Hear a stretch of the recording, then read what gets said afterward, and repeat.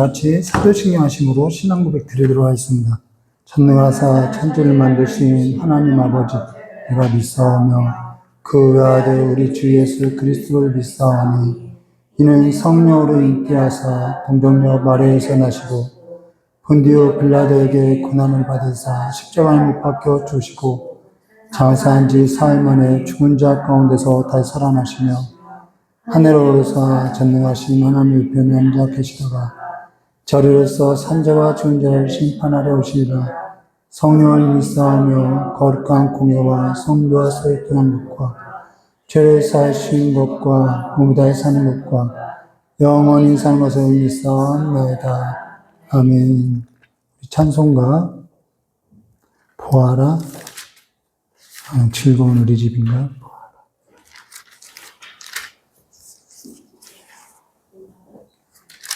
235. 네, 235장요.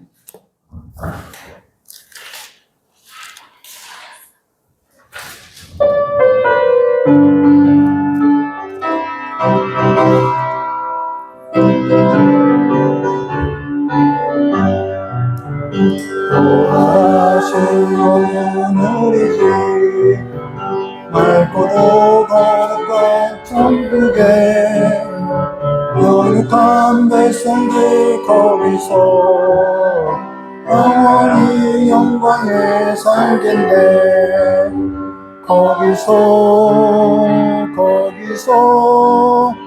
기쁘고 즐거운 집에서 거기서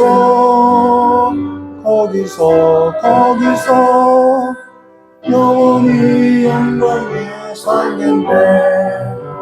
앞서간 우리의 친구들 강명한 그 집에 올라가 거룩한 장미로 영원히 즐기네. 거기서 기쁘고 즐거운 집에서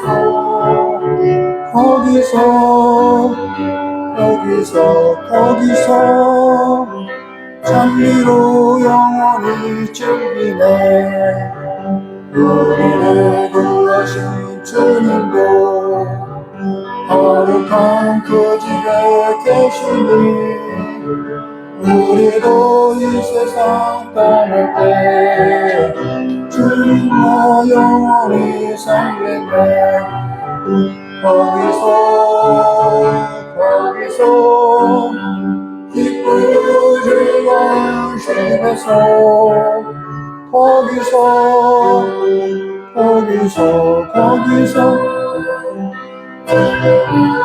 영원히 살겠네.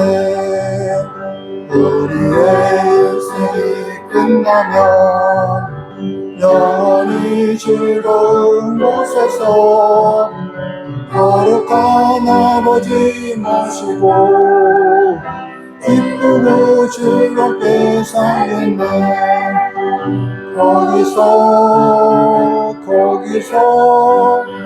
기쁘고 즐거운 집에서 거기서 기쁘고 즐겁게 살겠네. 아멘.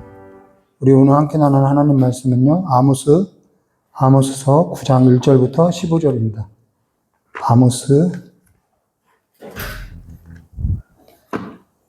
오늘 아모스 마지막 시간이죠. 아모스 마지막 장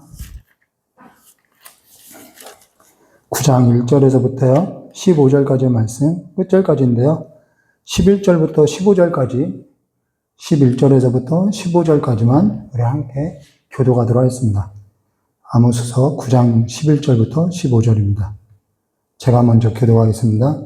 그날에 내가 다윗의 무너진 장막을 일으키고 그것들의 틈을 막으며 그 허물어진 것을 일으켜서 옛적과 같이 세우고 그들의 음이 나는 자가 내 입으로 일컬는 만두를 기업을 얻게 하려다. 이 일을 행하시는 여호와의 말씀이니라. 여호와의 말씀이라. 보라, 날이 이럴지라 그때 파종하는 자가 곡식 추수하는 자의 뒤를 이으며 포도를 밟는 자가 씨 뿌리는 자의 뒤를 이으며 산들은 단 포도주를 흘리며 작은 산들은 녹으리라. 내가 내 백성 이스라엘의 사로잡힌 것을 돌이키리니 그들이 황폐한 성읍을 건축하여 거류하며 포도원들을 가꾸고 그 포도주를 마시며 관원들을 만들고 그 열매를 먹으리라. 함께 했습니다. 내가 그들을 그들의 땅에 심으리니 그들이 내게 준 땅에서 다시 뽑히지 아니하리라. 내 하나님 여호와의 말씀이니라. 아멘. 오늘 아모스 9장 1절과 15절 말씀 가지고 다윗의 무너진 장막을 일으키고 라는 제목으로 우리 함께 나누도록 하겠습니다. 말씀은 듣기 전에 잠깐 기도하도록 하겠습니다. 좋으신 하나님 아버지, 오늘 우리가 이 하나님 말씀 앞에 섰습니다. 하나님께서 우리에게 일상을 회복하심이 얼마나 복된 것인지 다시 한번 깨달아 알아갈 수 있도록 우리의 마음과 우리의 생각과 우리의 삶을 붙들어 주시고 열어주시길 간절히 원하오며 기억해 주신 예수님의 이름으로 기도드리옵나이다. 예, 벌써 이 아모스서는 끝냈어야 할 건데 오늘로써 이제 끝나게 되는데요. 오늘 우리가 아모스에 있어서 마치면서 한 가지 기억해야 할 것이 뭐냐면요. 우리가 앞서서 계속해서 이제 죄와 심판에 있어서 보았는데 지금은 회복에 관해서 이야기하고 있다는 거예요. 예언서는 항상 그래요. 예언서는 항상 심판에 관해서 이야기하고 그냥 구원과 회복에 대해서 이야기하고 있죠. 그래서 우리가 한 가지 기억해야 할 건 뭐냐면은 예레미야서 29장 11절 말씀과 같이 여호와의 말씀이니라 너희를 향한 나의 생각을 내가 아나니 평안이요 재앙이 아니니라 너에게 미래와 희망을 주는 것이라. 이 약속의 말씀이라는 거예요. 그러니까 하나님께서는 단 한 번도 재앙 자체를 목적으로 치는 법은 없다는 거예요. 물론 하나님의 그 심판이라는 것은요, 공의와 정의로 행하기 때문에 굉장히 철저하게 정말 밑바닥까지 다 드러낸다라는 거예요. 단지 없었던 일로 할게. 회개한다고 해서 내가 그래, 너 뉘우쳤으니까 없었던 일로 할게. 그런 거 없어요. 하나님은요, 정의와 공의로서요, 철저하게 보응하고요, 징계한다는 거죠. 그냥 넘어가는 것이 없어요. 그러나 하나님께서는 심판 자체를 목적으로 두고 행하지는 않는다라는 거예요. 그러면 우리는 지난 시간에 하나님께서 심판에 있어서 언급할 때 그 심판에서는 피할 수 없다라고 어떠한 누구도 피할 수 없다는 것을 함께 나눴다는 거예요. 그러나 앞서서 서두에 언급한 것처럼 하나님께서는 그 심판 자체를 목적으로 두지 않고 결국은 우리를 회복하는 데 있다는 것을 기억하고 우리가 성경에서 말하는 그 회복이 뭔지 우리 함께 여기에 있어서 함께 나누도록 하겠습니다. 아모스서 9장 1절 말씀 보도록 하겠습니다. 내가 보니 주께서 제단 곁에 서서 이르시되 기둥머리를 쳐서 문지방을 움직이게 하며 그것으로 부셔져서 무리의 머리를 떨게 하라. 내가 그 남은 자를 칼로 죽이리니 그 중에 한 사람도 도망하지 못하며 그 중에서 한 사람도 피하지 못하리라. 예, 하나님의 심판은요, 한 사람도 피할 수 없어요. 철저한 거예요. 근데 주님께서 지금 어디 곁에 섰냐면 제단 곁에 섰다고 했죠. 제단 곁에 서서 지금 이 심판을 엄중하게 지금 이야기하고 있어요. 근데 사실 이때는 북이스라엘 여로보암 2세 때인데 이때가 북이스라엘이 굉장히 잘 살 때라는 거예요. 부유하고요. 부강할 때라는 거죠. 주변 나라의 그 아수르와 아람의 그 싸움으로 인해서 북이스라엘이 약간 이렇게 숨을 쉴 때라는 거죠. 그러면 이 나라가 부유하니까 종교에 있어서는 어땠냐? 종교에 있어서도 부유했다는 거예요. 화려한 예배, 살찐 제물로 하나님께 제사를 했죠. 그러나 이들은 하나님의 율법, 정의와 공의를 버렸다는 거죠. 오로지 자기의 탐욕, 자기 삶을 꾸미고 넓히는 데만 치중되어 있었다는 거죠. 사실 탐욕이라는 것은 탐심은 곧 우상숭배라고 하죠. 이 탐욕. 이 북이스라엘이 자기네들이 부유해지니까 이제 탐욕으로서 이제 가는 거죠. 이 탐욕은 우상숭배를 말하는데요. 우리가 이 탐욕은 돈을 사랑하는 것과 관련이 있는 거죠. 근데 우리가 돈을 사랑하지 말아야 할 성경에 세 가지 이유가 있어요. 왜 우리가 돈을 사랑하지 말아야 하냐? 성경은 그렇게 이야기하고 있죠. 거기에는 세 가지 이유가 있어요. 첫째는 뭐냐면요. 안전하다고 생각하는 거예요. 돈이 있으면 안전하다고 그러니까 돈이 있으면 안전하다고 생각하는 거예요. 그 거짓에 속는 거죠. 무슨 얘기냐면요. 돈 있으면은 다 되는데, 돈 있으면 편한데, 아니, 돈 있으면은 뭐 다 할 수 있는데, 이 거짓에 속는다라는 거예요. 그래서 돈을 사랑하지 말라는 거예요. 두 번째는 행복에 있어서 거짓에 속는 거예요. 돈 있으면 행복할 건데, 돈만 있으면 내가 좀 행복하게 살 수 있는 건데, 이 거짓에 속는 거예요. 다른 하나는 뭐냐면 타인에 있어서 속는 거예요. 돈이 있으면 나도 딴 사람 저렇게 구제할 수 있는데, 나도 돈이 있으면 정의와 공의를 흘려보낼 수 있는데, 그런데 사실 돈이 있고 부유하면요, 사람을 억압하고요, 압제하게 되는 거예요. 우리가 돈을 사랑하면은 사람이 우선이 아니라 돈이 우선이기 때문에 내 곁에 있는 사람도 압제하고요, 억압하고요, 괴롭히는 거예요. 단돈 3,000원 갖고, 주차비 3,000원 갖고, 이혼숙녀 캠프 보니까 주차비 3,000원 갖고 서로를 괴롭히고 싸우는 거예요. 그러니까 돈을 사랑함이 일만하게 뿌리라고 이야기하는 거죠. 이 돈을 사랑하지 말라는 것은 왜냐하면 그 삶에서는 거짓이 지배하는 삶을 살아가는, 그러니까 진리 가운데 살지 못하고요, 거짓 가운데 살아가는 거예요. 속고 살아가는 거죠. 돈 있으면 행복할 것 같고, 돈 있으면 안전할 것 같고, 돈 있으면 내가 뭐라도 할 수 있는 것 같아요. 이 거짓에 속아 살기 때문에 우리가 돈을 사랑하지 말라고 성경은 이야기하고 있다는 거죠. 여기에 있어서 납득하기 어려울 수 있어요. 인정할 수 없다고도 생각할 수 있어요. 근데 성경은 내가 납득하냐, 내가 납득하지 않냐, 내 경험이 있느냐, 그것과 상관없어요. 성경은 지금 우리에게 이와 같이 선언하고 있다는 거죠. 그러고 나서 2절과 4절에 이렇게 말씀하세요.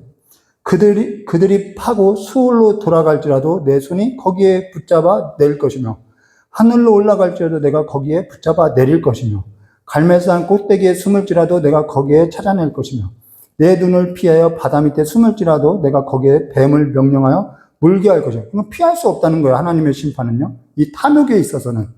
그 원수 앞에 사로잡혀 갈지라도 내가 거기서 칼을 명령하여 죽이게 할 것이라. 내가 그들을 주목하여 화를 내리고 복을 내리지 아니하리라 하시나. 철저하게 심판하겠다는 거예요. 하나도 남김없이 정말 밑바닥까지 다 심판하겠다는 거죠. 자, 그러고 나서 5절과 6절에 이렇게 말씀하세요. 주 만군의 여호와는 땅을 만져 녹게 하사 거기 거주하는 자가 애통하게 하며 그 온 땅이 강에 넘침같이 솟아오르며 애국강같이 낮아지게 하시는 이요. 그의 궁정을 하늘에 세우시고 그 궁창의 기초를 땅에 두시며 바닷물을 불러 지면에 쏟으시는 이는 그 이름은 여호와시나. 이걸 행하시는 분이 누구냐? 전능자라는 거예요. 이분은 전능자라는 거예요. 하늘을 창조하신 분이에요. 그러니까 이 심판도 못하실지 못한다는 거예요. 못하실 분이 아니라는 거예요. 여기에서도 모든 일을 행하실 분이 누구냐면 그 이름은 여호와신이라는 거죠. 그러면서 7절과 10절에 이렇게 말씀하세요. 여호와의 말씀이라. 이스라엘 자손아, 너희는 내가 구스 족속과 같이 아니하냐.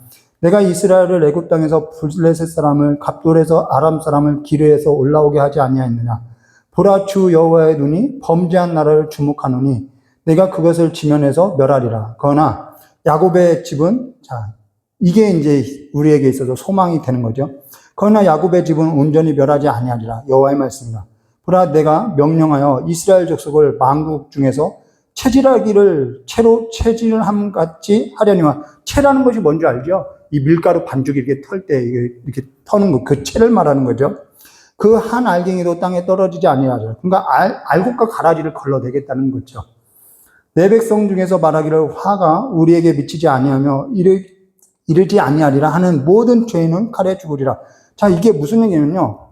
이 10절에 내 백성 중에서 말하기를 화가 우리에게 미치지 아니하며 이르지 아니하리라 하는 모든 죄인은 칼에 죽으리라. 이게 무슨 얘기냐면요. 난 예수 믿으니까 내게 화가 미치지 않을 거야. 나는 교회 다니니까 재앙이 나에게 미치지 않을 거야. 나는 다른 사람 억울하게 한 것도 없고 다른 사람한테 피해 준 것도 없으니까 나는 지금까지 열심히 살았으니까 나에게는 재앙이 오지 않을 거야. 이런 어떤 선민의식을 가진, 그러면서 아니라는 생각을 하고 있는 그 모든 죄는 칼에 반드시 죽는다라는 거예요. 그러면서 너희가 구스 같지 아니하냐라고 이야기했어요. 너희가 구스 같지 않냐. 이게 무슨 말이냐. 하나님도 너희가 선민이라는 거 안다는 거예요. 너가 구원받은 것, 너가 예수 믿는 것 안다는 거죠. 나도 너희가 이스라엘 자손이라는 걸 알고 있고 내가 너희를 택하여 부른 이스라엘 자손이라는 것도 나도 안다라는 거예요. 그러나 너희도 내가 부르지 아니했다면은 너희도 그냥 구스 같은 족속 아니냐? 이 얘기를 하는 거예요.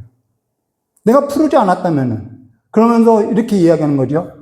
너희가 정의와 공의를 흘려보내지 않는다면, 내가 너희를 불러냈어. 내가 너희를 거룩한 백성으로서 내가 삼았어. 근데 너희가 그러하다고 해서 정의와 공의를 흘려보내지 않으면 너희도 재앙을 당할 거라는 거예요. 그러니까 예수 믿는다고 해서 재앙이 오지 않느냐? 그렇지 않다는 거죠. 예수 믿고도 율법과 정의와 공의를 흘려보내지 않으면 재앙을 만날 거라는 거예요. 채로 체질함 같이 가려낼 거라는 거죠. 근데 무엇을 가지고 알곡과 가라지를 갈려낼 것이냐? 철저한 심판으로서, 재앙으로서 가려내겠다라는 거예요. 그러니까 여기 있는 심판은요, 한 사람도 피할 수 없는 거예요. 모든 사람은요, 다 하나님의 심판 아래 있는 거예요. 근데 율법에 있어서 정의와 공의를 흘려보내지 아니하며 탐욕에 사로잡혀서 살면서 남을 괴롭게 하면서도 자기 삶에 있어서는 넓히고 꾸미면서 종교에 있어서는 화려한 장식으로서 자기 체면에 사람 보기에 그렇게 살면서 나는 이렇게 종교 생활하니까 나에게는 재앙이 임하지 아니할 거야. 나에게는 안전할 거야. 나는 이렇게 부유하니까, 나는 이러한 것이 있으니까 나는 안전할 거야 라고 하는 그들은 어떻게 하겠다라는 거예요? 그들은 가라지와 같이 파멸할 거라는 거예요. 하나님의 재앙 가운데 있을 때. 그러면서 11절에 이렇게 말씀하셨어요. 그날에 내가 다윗의 무너진 장막을 일으키고 그것들의 틈을 막으며 그 허물어진 것을 일으켜서 옛적과 같이 세우고, 여기 그날에라는 것은 여호와의 날을 말해요. 여호와의 날. 심판은, 근데 여호와의 날이라는 것은 심판을 의미하는데 여기서 그날에라는 것은 심판을 의미하지 않고요, 역사의 대반전이 있는 하나님의 날을 말하는 거예요. 여기 그날에라는 것은 굉장히 중요한 날이에요. 우리가 만들어낼 수 있는 날이 아니라 그냥 갑자기 하나님께서 그날에라고 하면서 반전을 일으켜주는 역사가 바로 이 그날이라는 거예요. 그냥 이런 거죠. 어느 날 보니까 폭풍 같았던 내 삶이 그냥 지나가서 밝은 날이 온 거예요. 이거 내가 만든 것도 아니에요. 이게 그날이라는 거예요. 우리 삶도 그렇죠. 신앙이라는 것은 단번에 이루어지는 것은 없어요.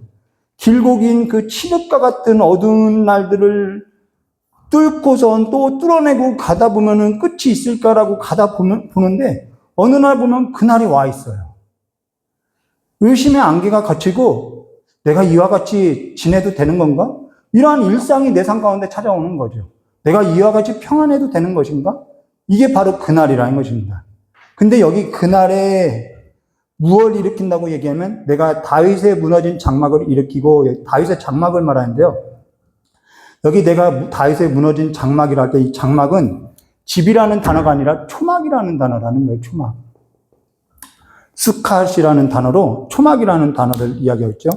초막절에 있어서 레위기 23장 42절과 44절 말씀 보시면은 너희는 이래 동안 초막에 거주하되 이스라엘에게서 난 자는 다 초막에 거주할지니 이는 내가 이스라엘 자손을 애굽의 땅에서 인도하여 내던 때에 초막에 거주하게 한 줄 너희 대대로 알게 함이니라. 나는 너희 하나님 여호와니라. 모세가 이와 같이 여호와의 절기를 이스라엘 자손에게 공포하니라. 이 초막이라는 것은 딱 한 가지죠. 영원한 거주가 아니라 임시처소라는 거예요. 임시처소. 임시처소라는 거예요. 자, 우리가 앞서서 북이스라엘 자손뿐만 아니라 이들의 삶이 뭐에 사로잡혀 있냐면 탐욕에 사로잡혀 있다는 것입니다. 결국은. 근데 사람이 어째서 탐욕에 사로잡히고 돈을 사랑하며 정의와 공의는 행하지 아니하고 다른 사람하고 비교하면서 억압하고 안전하지도 못할 걸 의지하고 행복하지도 못할 걸 의지하며 믿고 이 거짓에 속아서 거짓의 아비가 행하는 그 산대로 사냐는 거예요. 그건 뭐냐면은 우리가 임시처소라는 생각을 하지 못하고 그것이 영원할 것 같거든요. 여기에 있다는 거예요.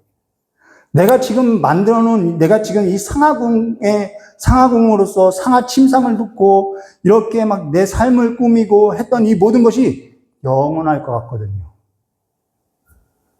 그래서 초막이 나오는 거예요. 영원하지도 않아야 걸 가지고 영원할 것 같이 살아가는 거예요.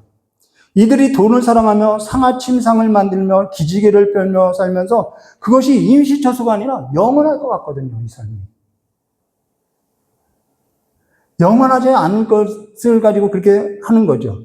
그런데 그마저도 본인들이 그렇게 노력하고 그렇게 다른 사람하고 다투면서 그 괴로운 삶을 보내면서 그렇게 쌓아 올렸던 그 삶을 전부 자기가 또 짊어지고 싸가지고 가느냐? 그것도 아니라는 거예요. 자기가 쓰고 가는 것도 아니라는 것이죠. 그러면 다윗의 그냥 임시처소라는 거예요. 그마저도요. 우리의 육신의 장막도 임시처소인 거죠. 그러면 다윗의 무너진 장막, 이것도 임시처소인데, 이 임시처소에 있어서 가장 중요한 것이 탐욕이겠냐는 거예요. 돈이겠냐는 거죠. 내 안전이고 내 행복이겠냐는 것이죠. 우리가 이 육신의 장막이 임시처소인데, 내가 이 육신의 장막, 임시처소 안에서 거하고 살 때, 가장 삶에 있어서 중요한 것이 탐욕이고, 돈이고, 안전이고, 행복이겠냐는 거예요. 이것이 영원한 것, 이것이 지금 다 사라질 건데 이것이 영원한 것이냐는 것이죠. 이 다윗의 무너진 장막, 이 임시처소에 있어서 가장 중요한 것이 뭐냐면은 법궤라는 거예요. 법궤. 역대하 15장 1절부터 29절 본문이 길어서 준비하지 않았는데요. 다윗이 법궤를 다윗성으로 옮길 때 아직 법궤가 블레셋에 빼앗기고 다시 올 때 어디다 뒀냐면 둘 곳이 없었어요. 그래서 장막, 임시처소에다 두는 거예요, 법궤를. 그리고 다윗성에 올리는 거죠. 그러면 우리의 삶 자체에 있어서 우리 삶 자체, 이 지금 육신의 장막을 입고 있을 때 가장 우리 삶에 중요한 것이 뭐냐면 탐욕이겠냐는 거예요. 여호와의 법궤가 아니냐는 것이죠. 여호와의 말씀이라는 거예요. 여호와의 말씀, 여호와의 정의와 공의가 세워지는 삶, 지금껏 아모스서를 보면서 우리가 지금껏 함께 보면서 가장 심각했던 문제가 뭐냐면은 이들의 삶의 중심에 뭐가 없는 거예요? 여호와의 법궤, 여호와의 말씀이 없는 거예요. 삶이 무너진 거죠. 율법이 무너진 삶이라는 거예요. 고린도후서 5장 1절과 2절 말씀 볼까요?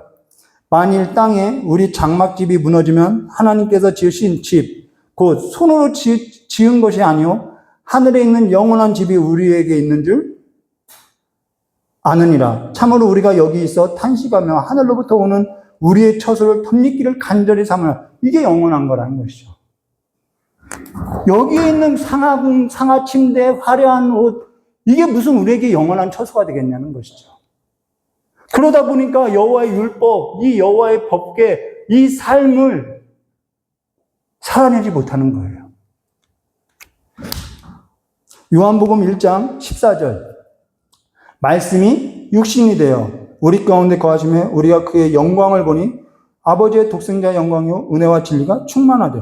말씀이 뭐가 돼요? 육신이 되어. 이 육신이 되었다는 것이 초막이라는 거예요. 장막이라는 거예요. 말씀이 임시처소에 거했다라는 거예요. 그리고 그분이 이 땅에 오셔서 모든 걸 뭐 했다는 거예요? 회복했다는 거예요. 이거 우리가 한 것이 아니라 하나님이 행하신 일이라는 거죠. 그리고 그 예수로 하여서 여호와의 법궤를 중심에 둔 삶이 어떠한 삶인지 우리에게 보여줬다라는 거예요. 섬김과 희생, 뭐 이런 삶인 것이죠. 나는 세상에 으뜸이 되려고 하지 않는다? 이러한 삶이라는 것이죠. 그날에라는 이 역사. 이 역사에 있어서 이거 누가 만드냐면 여호와께서 말씀이 육신되어 이 임시처소에 거하는 삶으로서 이 무너진 장막을 일으켜 세웠고 그 무너진 장막을 일으켜 세움으로써 모든 것을 회복되었다라는 거예요. 회복된 날이 왔다라는 거예요. 이걸 누가 했냐면 우리가 했느냐? 아니요. 하나님께서 일을 행하신 이는 여호와신이라는 것이죠. 그러면은 예수님께서 말씀이 육신되어서 임시처소에 와서 우리에게 가르칠 거 가르치고 올라가셨어요. 그리고 우리도 육신의 장막 가운데 성령을 보내셔서 우리 가운데 그분이 함께 하셔요. 여호와의 말씀이. 그러면 우리 삶 가운데 무엇이 회복되는 것이 진짜 회복이냐? 12절에 나오는 거예요. 12절. 그들이 에돔의 남은 자와 내 이름을 일컫는 만국을 기업으로 얻게 하리라. 이 일을 행하시는 여호와의 말씀이라. 이걸 이게 행한 거죠. 자, 근데 그리스도 안에서 회복된 것이 뭐냐면은 13절과 14절이네요. 13절. 여호와의 말씀이라. 보라, 날이 이를지라. 그때 파종하는 자가 곡식을 추수하는 자의 뒤를 이으며 포도를 받는 자가 씨 뿌리는 자의 뒤를 이으며 산들이 단 포도주를 흘리며 작은 산들이 녹으려. 이 작은 산들이 녹는다는 얘기는 이 말이에요. 포도가 얼마나 풍성한지 작은 산들이 다 그 향에 녹아내렸다는 거예요. 자, 14절에요. 내가 내 백성 이스라엘을 사로잡힐 것을 돌이키리니 그들이 황폐한 성읍을 건축하며 거주하며 포도원을 가꾸고 그 포도주를 마시며 과원들을 만들고 그 열매를 먹이리라. 이게 무슨 얘기냐면요. 우리가 이 탐욕의 눈을 좀 벗고 이걸 계속해서 탐욕의 눈을 보면요. 아, 이게 세속의 복으로서밖에 보이지 않아요. 근데 우리가 좀 이 세속의 가치에 있어서 좀 걷어내고 이 성경 구절이 지금 무엇을 말하고 있는지 보면요. 이건 굉장히 지극히 평범한 일상을 내가 회복한다라는 거예요. 이건 일상을 말하는 거예요. 그럼 포로로 끌려가요. 내가 재앙 가운데 있어요. 포도원 가꿀 수 있나요? 포도원 가꾸는 것이 복이라는 거예요. 파종할 수 있나요? 과원을 만들 수 있나요? 열매를 먹을 수 있나요? 파종하고 추수할 수도 있나요? 여러분, 포로로 끌려가고 재앙 가운데 있으면 이것을 할 수 있나요? 할 수 없어요. 지금 이거 하고 있는 것이 복이라는 거예요. 이게 일상의 복이라는 거예요. 지금 우리가 임시처소에 거하면서 여호와의 법궤를 든 삶을 살아가면서 일상 가운데 숨을 쉬고 있는 것, 이건요, 하나님의 철저한 심판을 겪고 나면요, 이게 복이었다는 것을 깨닫게 된다는 거예요. 탐욕에 묶이면요, 율법에 있어서 버리고요, 종교와 신념으로서 자기를 꾸며요. 포장하는 거죠. 그리고 자기가 좀 남들보다 특별하다고 생각하는 거예요. 선민의식처럼요. 그러면서 이상을 꿈꿔요. 아, 이랬으면 좋겠다. 이것만 있으면, 저것만 있으면, 이것만 조금만 있으면 내가 행복할 건데, 그런 이상을 꿈꿔요. 현실을 없어요. 일상의 복을 못 찾아요. 그러고 사는 삶이 하나님의 이 심판으로 말미암아 철저하게 바닥까지 파괴되고 나면요, 하나님의 율법에 떠난 삶에 있어서 돌이키게 되고요, 이 평범한 일상이 하나님의 얼마나 큰 복이었는지 깨닫게 되는 거죠. 근데 내가 재앙을 만났어요. 하나님께서도 이러한 우리에게 징계를 했는데 내가 이 징계 가운데 하나님의 징계를 당하고도 이걸 깨닫지 못하고 계속해서 이 탐욕에 있다고 하면은 그거는 가라지와 같다라는 거예요.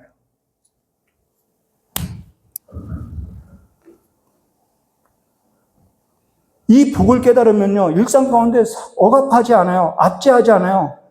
내 탐욕에 내 곁에 있는 사람을 괴롭히는 일이 없어요. 일상이 복인 거예요. 요즘 제가 이제 치료 가운데 있는데 때로는 너무 힘들 때가 있어요. 정신이 아예 나갈 때가 있어요. 근데 그때 하나님께 도와달라고 기도하죠. 근데 한날 하나님 제발 도와달라고 기도했는데 한날 하나님이 돕고 있다는 것을 보게 됐어요. 하나님이 어떻게 돕나요? 아프던 것이 갑자기 안 아픈가요? 그렇지 않아요. 지금 아내로 하여서 돕고 있고, 간호사들로 하여서 돕고 있고, 의사들로 하여서 돕고 있고, 가족들로 인해서 돕고 있고, 전부 하나님이 돕는 거더라는 것이죠. 저도 이 사실을 모르고 살았어요. 하나님 왜 돕지 않지? 근데 하나님은 일상 가운데 돕고 있더라는 거죠. 돕는 배필을 주시고, 하나님께서 사람을 와서 돕고 있다는 거예요. 그러나 치료하는 것은 약물이 아니라 치료하시는 분은 여호와시니라는 거죠. 일상이 얼마나 우리에게 값진 복을 주고 있냐는 거예요. 우리 전부 이 임시처소에 거하는 삶에 있다는 거예요. 근데 이 임시처소에 거하는 삶에서 가장 중요한 것은 탐욕이 아니라 여호와의 법궤, 이 말씀이 육신되어서 우리 가운데 거한 이 여호와의 말씀이 우리 삶 가운데 이루어져서 이 평범한 일상이 하나님께서 내게 얼마나 큰 복을 주셨는지 깨달아서 알아가고 살아가는 삶, 이것이 회복이라는 것이죠. 이게 우리의 삶 가운데 회복이라는 거예요. 우리가 일상 가운데 일상이 회복되지 않으면 우리가 일상 가운데 뭐가 없냐면 평안이 없어요. 왜요? 탐욕은요, 우리의 삶 가운데 평안을 가져다 줄 수 없기 때문이라는 것이죠. 그런데 거짓은 계속해서 돈이 아니면 행복이 우리에게 평안을 가져다 줄 수 있다라고 이야기해요. 근데 예수님이 분명히 말하죠. 내가 주는 평안은 세상이 가져다 주는 평안과는 다르다라는 거예요. 하나님은 우리의 삶 가운데 이 일을 행하시고 있다라는 것이죠. 그러고 나서 15절에 이렇게 말씀하세요. 15절. 내가 그들의 땅에 심으리니 그들이 내가 준 땅에서 다시 뽑히지 아니하리라. 내 하나님 여호와의 말씀이라. 그들은 내가 준 땅에서 뭐하리라? 다시는 뽑히지 않는다라는 거예요. 그들에게는 내가 영원한 처소에 두겠다라는 거예요. 이것만한 약속이 어디 있죠? 계시록 3장 12절에 이렇게 말씀하세요. 이기는 자는 내 하나님의 성전의 기둥이 되리니. 자, 9장 1절에서는 내가 기둥을 쳐서 다 흔들어 버릴 것이다 라고 이야기했는데, 계시록 3장 12절에 이기는 자는 내 하나님의 성전의 기둥이 되리니 그가 결코 다시 나가지 아니하리라. 내가 하나님의 이름과 하나님의 성 곧 하늘에서 내 하나님께로부터 내려오는 새 예루살렘의 이름과 새 이름을 그 위에 기록하리라. 우리에겐 이 영원한 이름이 있다는 거예요. 오늘 우리가 아모스서를 마치면서 오늘 우리가 어떠한 삶을 살아야 하는지 예수 안에서 깊이 생각하는 삶이 되어서 정말 우리가 이 임시처소에 있을 때 결혼도 하는 거고요. 이 임시처소에 있을 때 아파보기도 하는 거죠. 우리가 이 임시처소 벗으면 아파볼 기회도 없는 거예요. 이 우리에게 주어진 이 일상의 복이 얼마나 값진 복이라는 것이 이제는 기억하고 하나님을 영화롭게 하는 삶으로서 영원한 처소에 거하는 삶이 되시기를 주님의 이름으로 축원드립니다. 같이 기도하도록 하겠습니다.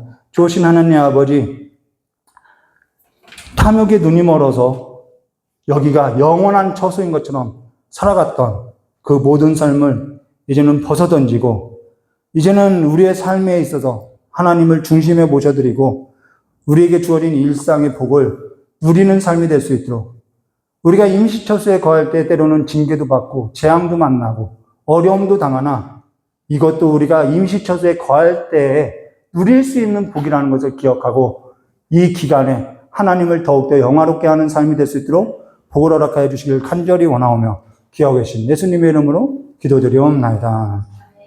우리 찬송가 잠시 세상인가요?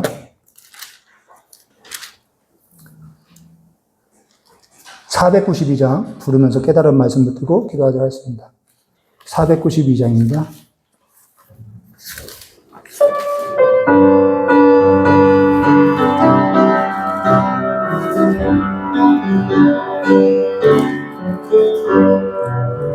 잠시 세상에 내가 살면서 항상 찬송 부르다가 날이 저물어 오라 하시니 영광 중에 나아가리 열린 천국문 내가 들어가 세상 짐 내려놓고 빛난 멸류관 받아 쓰고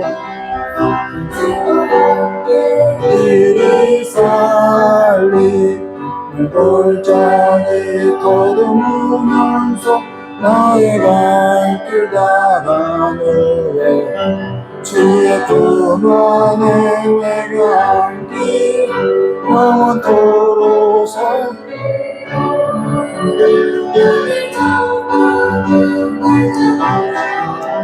세상 짐 내려놓고 빛난 멸류관 받아 쓰고서 주와 함께 길이 살리 나의 가는 길 넓어마 산은 높고 보람 깊어 선한 나의 몸 쉴 곳 없어도 복된 날이 밝아오 열린 천국문 내가 들어가 힘을 내려놓고 빛난 멸류관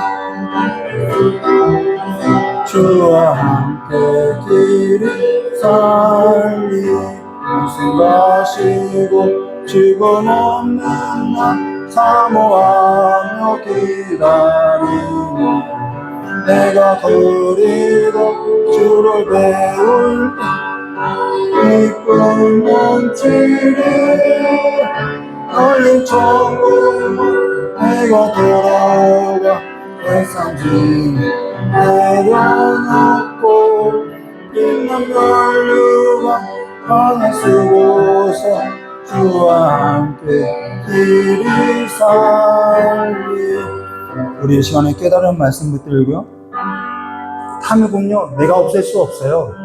사람이 어떻게 타고나기를 탐욕스럽게 타고났는데 어떻게 없어요? 하나님의 징계가 있어야만 없어지는 거지요. 하나님께서 행하해 주시는 거예요. 근데 어느 날 보면은 안개가 걷혀요. 그리고 일상이 회복되는 것을 우리는 보게 되는 거지요. 얼마나 값진 날들이었고 내 곁에 있었던 사람들이 얼마나 나에게서 돕는 자였는지 우리는 다시 보게 되는 거죠. 이제는 우리가 이 일상 가운데 탐욕을 두고 내 삶을 살아가는 것이 아니라 여호와의 법궤, 우리 안에 있어야 할 것은 여호와의 말씀이죠. 이 말씀이 없어서 이 아모스와 같은 이 시대가 왔던 거죠. 다시 한번 여호와의 말씀이 내 삶을 주관하게 해달라고 이 시간 잠깐 다 같이 기도하도록 하겠습니다. 좋으신 하나님 아버지, 우리가 임시처소에 거하는 이 육신의 장막을 입을 때 하나님께서 우리에게 복을 주셔서 아버지 혼인도 하고 아버지 공부도 해봤고 하나님 씨도 뿌려봤고 많은 일을 해봤지만은 그 모든 일이 지금껏 내가 내 삶을 위해서 살아왔음을 이 시간에 고백하오니 주여 우리를 불쌍히 여겨주시었고 이제는 우리의 삶을 하나님의 말씀을 중심에 둔 삶으로서 일으켜주셔서 이제는 일상 가운데 하나님께서 우리에게 펼쳐놓으신 이 아름다운 것들이, 이 창조하신 것들이 얼마나 아름답고 얼마나 존귀한 일인지 다시 한번 보고 살아갈 수 있도록 주여 역사해 주시었고 이제는 억압하고 압제하고 살아가는 것이 아니라 여호와의 말씀과 그 정의와 공의가 흘러가는 그 삶으로서 우리의 삶이 여호와의 말씀과 같이 살아있는 말씀과 같이 말씀이 육신되어 우리 가운데 가는 그 삶과 같이 우리 또한 주님의 그 삶에 있어서 삶을 살아갈 수 있도록 역사해 주시길 간절히 원합니다. 이 일은 우리가 할 수 없습니다. 주님께서 우리가 이 일에 있어서 주님께서 행하여 주시고 우리의 삶을 인도하여 주시고 지도하여 주시고 우리를 이끌어 주셔서 우리의 삶이 하나님의 영원한 처소를 바라고 살아가는 삶과 같이 이제는 이 땅 안에서도 하나님의 영원한 처소와 같이 살아가는 삶이 될 수 있도록 복을 내려주시길 간절히 원합니다. 하나님에 있어서 이제는 실망하고 이제는 하나님에 있어서 불신했던 그 모든 어둠의 모습을 벗어던지고 주님을 신뢰하며 주님께서 우리를 향한 그 생각이 재앙이 아니라 이 세상이 가져다 줄 수 없는 평안이었음을 다시 한번 기억하고 살아가는 삶이 될 수 있도록 복을 내려주시길 간절히 원하오며 기하오신 예수님의 이름으로 축복하며 기도드리옵나이다. 좋으신 하나님 아버지, 하나님께서 우리에게 주시고자 하는 것은 재앙이 아니라 평안이라고 했던 것 같이 내가 너에게 주고자 하는 것은 세상이 가져다 주는 평안이 아니라 이러한 일상 가운데 하나님께서 다스리는 하나님의 나라, 영원한 나라로서 하나님의 통치, 다윗의 장막에 거하는 삶과 같이 하나님의 통치가 있는 삶으로서 일상을 회복하고자 하니 이제는 우리가 여호와의 말씀에 중심을 두고 살아가는 삶으로서 하나님의 말씀에 붙들린 삶으로서 세상이 가져다 줄 수 없는 그 평안 가운데 살아가는 삶이 될 수 있도록 주여 복을 내려주시었고 이제는 우리의 삶의 주변에 이제는 억압과 압제가 있는 삶이 아니라 하나님의 그 평안과 사랑과 그 기쁨이 그 하나님의 영광이 충만한 삶이 될 수 있도록 복을 허락하여 주시길 간절히 원합니다. 오늘 아버지 앞에 나와서 기도드리는 우리 귀한 성도님들과 또한 영상으로 예배드리는 우리 귀한 성도님들의 그 은밀한 자리에도 하나님께서 동일하게 임재해 주시고 함께해 주셔서 우리의 삶이 세상이 가져다 줄 수 없는 그 평안 가운데 살아가는 그 일상의 복이 회복되어질 수 있도록 주님께서 두 손 들고 축복하여 주시길 간절히 원하오며 기억하신 예수님의 이름으로 축복하며 기도드리옵나이다. 우리 주님과 이렇게 해주신 기도로서 예배 바치도록 하겠습니다. 하늘에 계신 우리 아버지여, 이름이 거룩히 여김을 받으시오며 나라의 마옵시며 뜻이 안에서 이루어진 것 같이 땅에서도 이루어지리라. 오늘 우리에게 일용할 양식을 주옵시고 우리가 우리의 죄진자에 사해 준 것 같이 우리의 죄를 사해 주옵시고 우리를 시험에 들게 하지 마옵시며 다만 악에서 구하옵소서. 대개의 나라와 권세 영광의 아버지께 영원히 싸움나이다. 아멘.